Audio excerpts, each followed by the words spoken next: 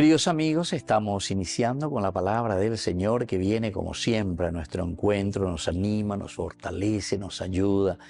Y hoy la liturgia de la palabra nos invita a reflexionar el libro del Éxodo, capítulo 11, del 10 al 12.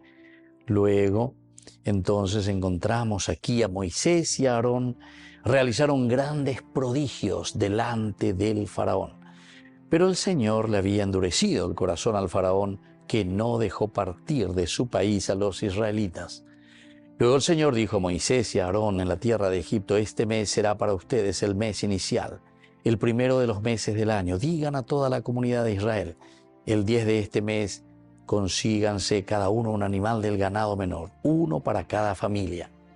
Si la familia es demasiado reducida para consumir el animal entero, se unirá con la del vecino que viva más cerca de su casa.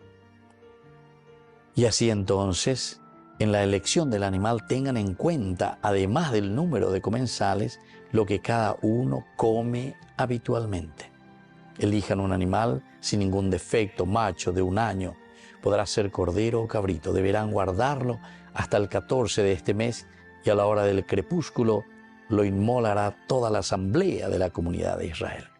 Bueno, y así continúa. Estamos hablando de la Pascua, queridos amigos, el Pesaj. Este es el momento en que el Señor les da las instrucciones en qué consiste este paso, y este es un signo que quedará, dice, para todas las generaciones. El Pesaj, la Pascua, en hebreo significa el paso. Y el pasar de una situación. Siempre la Pascua significa pasar del pecado a la vida nueva. Estamos hablando del Éxodo, por lo tanto es el pasar de la esclavitud a la vida de la libertad.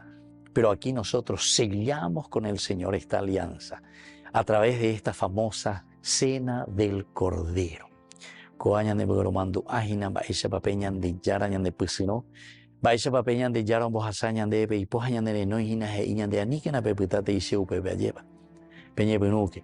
Y se dan cuenta cómo, queridos amigos, nos dice la palabra de Dios que tenemos que compartir.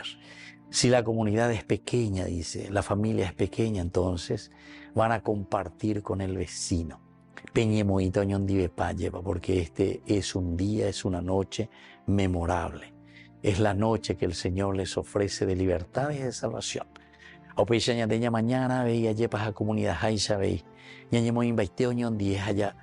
Uataja lleva peñan de Yara Yajecao.